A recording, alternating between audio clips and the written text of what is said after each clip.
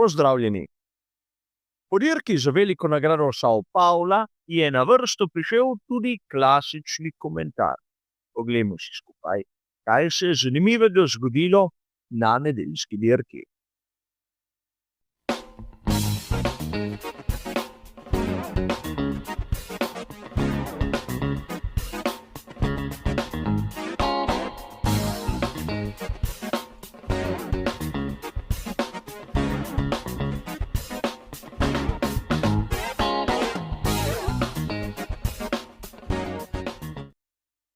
Kot običajno bo tudi današnji komentar razdeljen na dva poglavitna dela. Najprej si bomo ogledali vse tisto, kar je bilo zanimivega na sami dirki za veliko nagrado Sao Paula. Nato v drugem delu bo sledila krajša analiza napovedi strategij in seveda rezultati le-teh bodo primerjani s tistim, kar se je v resnici zgodilo na progi. A začnimo z dirko, ker se bomo najprej ustavili pri zmagovalcu, Landu Norrisu. Lahko bi dejali, da je Lando Norris tokrat zmagovalec celotnega dirkaškega vikenda.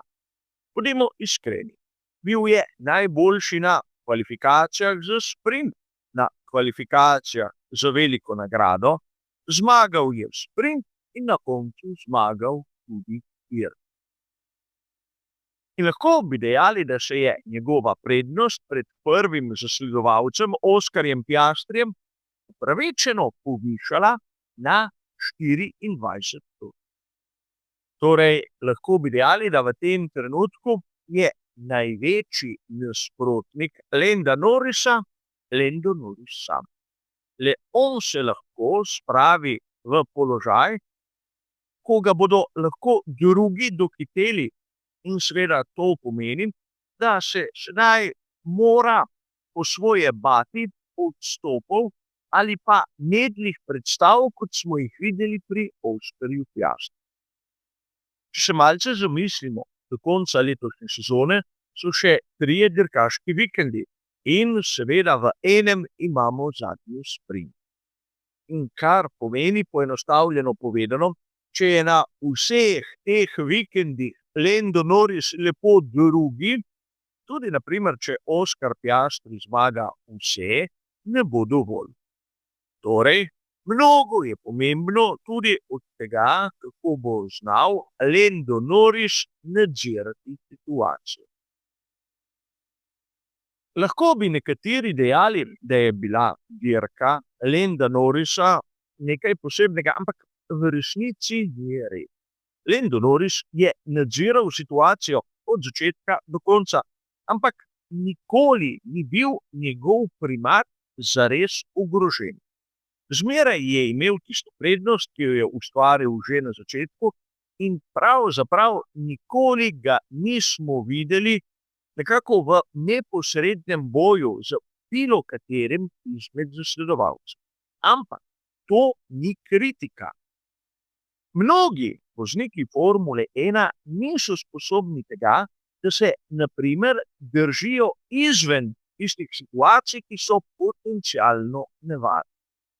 In konec koncev to, da je Lando Norris dirko zmagal, brez da bi se nepotrebnem vpletal v boje, je tudi dokaz, da njegova vizija je prava. Kot sem povedal, pred Oskarjem Piastrijem ima sedaj 24 točk prednosti, ampak ne smemo pozabiti na nekaj. Pred Maxom Verstappenom jih ima 49. In sedaj se lahko zamislimo, kakšna je situacija. Bi lahko dejali, da je Lando Norris že prvak, kar se tiče svetovnega prvenstva Formule 1 v tej sezoni, prezgodaj je še. Dokler zadeve niso matematično zaključene, seveda ne smemo govoriti v tej smeri. Ampak po drugi strani lahko mirne duše zatrdimo, da je na izjemno dobri poti, da bo postal. Posebej tem vikendu, ki smo ga spremljali na znameniti progi Carlosa Paceja. A če pustimo sedaj malce Lenda Norrisa pri miru, se bomo ustavili pri Andreji Kimiju Antonellu, ki je bil drugi.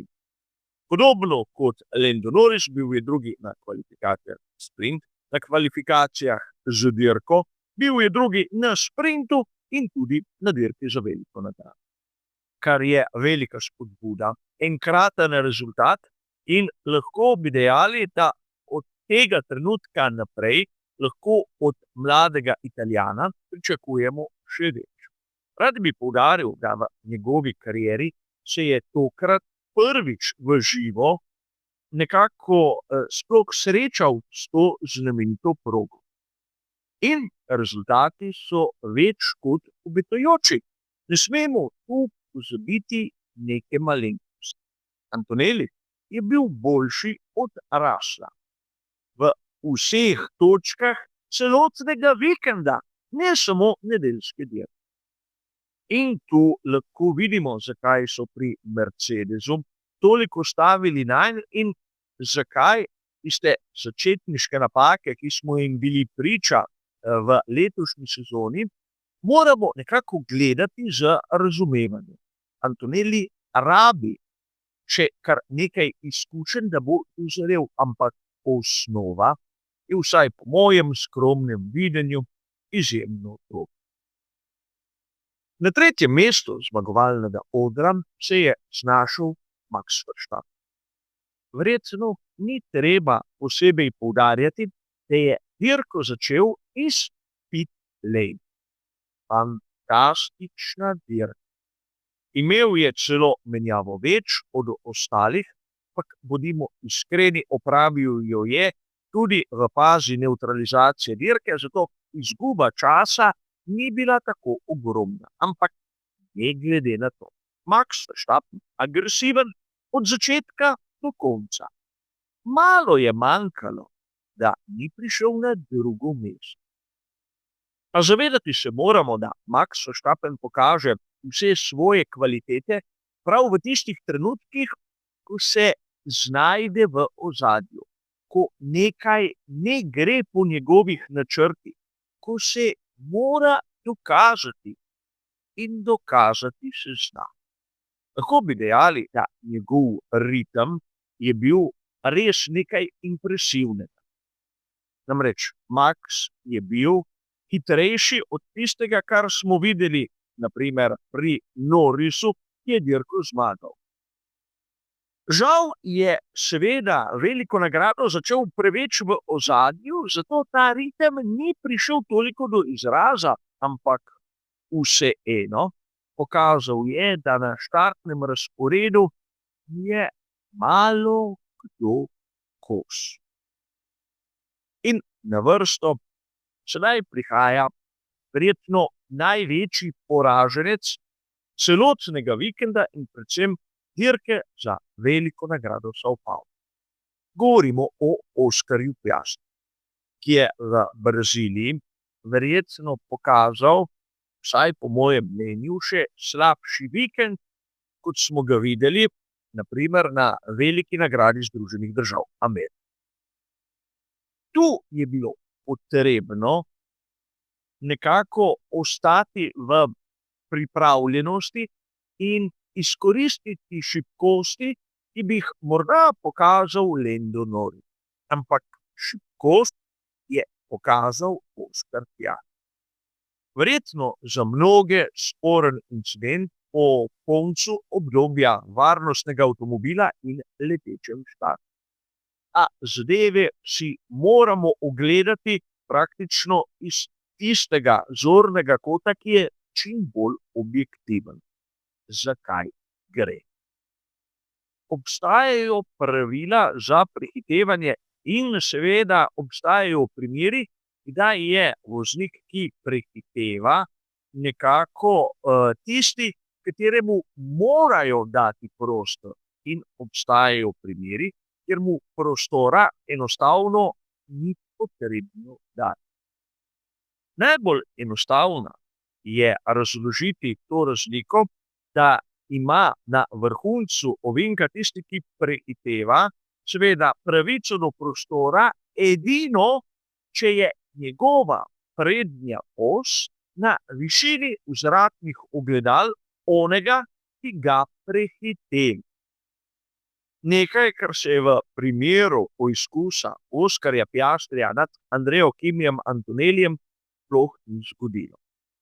Tako sem vam objasnil takoj po dirki v našem srečanju v živo in verjeli ali ne, tako piše tudi v uradnem poročilu, zakaj je dobil seveda Oskar Piastri pribitek 10 sekund. Torej, v tem primeru imam sam in seveda tudi komisarji na dirki identičen pogled. Sledimo pravilom tistim, ki so se jih domenili v Formuli 1. Ampak Formula 1 ne bi bila tako lep šport, če ne bi imeli po dirki polemik. Namreč Charles Leclerc, ki je bil udeležen v tistem trku, je dejal, da bi se lahko tudi Andrea Kimi Antonelli izognil trku z Piastrijem in nekako tako preprečil izločitev samega voznika scuderie Ferrari. Kar je po mojem mnenju čisto neobjektivno mnenje, da ne rečem nebulozno. Voznik, ki je spredaj, v tem primeru Andrea Kimi Antonelli, nima kaj nekako puščati odprtih vrat onim zadaj, da bi ga z lahkoto prehiteli. In mislim, da tu Leclerc je ustrelil svojo izjavo presneto mimo. Res ni imel sreče. Kot se dobro spomnite, najprej je Piastri trčil v Antonellija in Antonelli je nato poletel v Leclerca. Ampak ne smemo pozabiti na nekaj, da podobno kot na veliki nagradi Nizozemske je Charles Leclerc tudi tu bil izven linije na zunanji strani ovink, kjer bi se lahko pravičeno začeli spraševati, kaj je za vraga tam počel. Bil je na strani proge, kjer ni oprijema, seveda izven linije in kjer je pot enostavno daljša.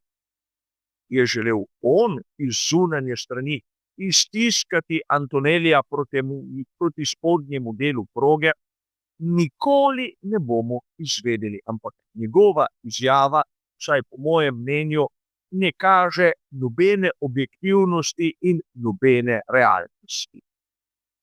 Zgodila se je nesreča, tokrat je on potegnil krajšo. In konec.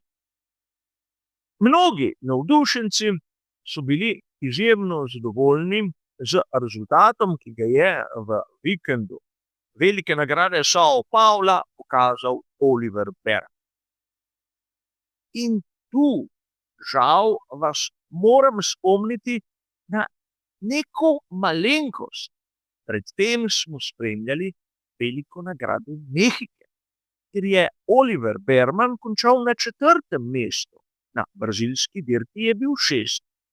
Z enim majhnim dodatkom, da v Mehiki sta oba Ferrarija končala dirko. Torej, ne moremo tu histerično vzklikati, kako dober je bil Berman, če je bil na veliki nagradi Mehike bistveno boljši z več konkurence na samem cilju. In seveda ne želim tu trditi, da je bila dirka Oliverja Bermana slaba, čez daleč ne. Bila je solidna, ampak ni bila tudi nič izjemnega. In tudi o tem moramo malce mi navdušenci razmisliti, preden podamo kakršnekoli ocene, ki se lahko na to izkažejo za malce pretirane. Upam, da se strinjate. In seveda ne smemo mimo bojnega odstopa pri scuderii Ferrari. Ne samo Charles Leclerc, ki je dirko končal z zlomljeno obeso ob progi, tudi Lewis Hamilton je svojo veliko nagrado São Paula končal predčasno. In treba je povedati, da dirka Lewisa Hamiltona je bila vse prej kot obetajoča. Že na progi smo lahko slutili, da bo velik, velik polom. Nervoza, dotiki, množične kazni, katere so bile, zopet v mojem skromnem videnju, upravičene in ne smemo pozabiti na njih.